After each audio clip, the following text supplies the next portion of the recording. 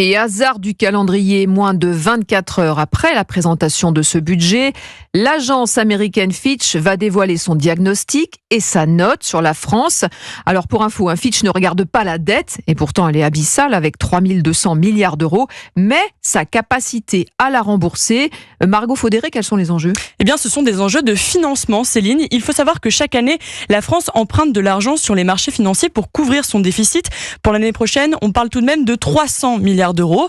Mais cet argent n'est pas gratuit, vous vous en doutez. Il faut le rembourser avec des intérêts. C'est ce qu'on appelle la charge de la dette. Eh bien, au mois de juin, la dissolution a fait grimper les taux d'intérêt de notre dette. Donc, si la note de la France était dégradée ce soir, cela serait surtout une confirmation de ce climat de tension qui plane depuis plusieurs mois, explique Éric Pichet, professeur à Catch Business School. Les marchés financiers ont déjà anticipé le fait qu'on allait être dans une situation très difficile politiquement, avec une grande instabilité au niveau de l'Assemblée nationale, avec un budget qui va être très difficile à présenter et à voter. Donc ça a déjà été largement anticipé. En réalité, Céline, les conséquences d'une dégradation seraient plus politiques qu'économiques. Pour le gouvernement, cela serait un mauvais signal dans un contexte budgétaire déjà très tendu. Et cette décision pourrait aussi être utilisée par les oppositions pour contester le budget pour 2025. Réponse aujourd'hui dans la soirée. Les précisions de Margot Faudéré du service économie d'Europe.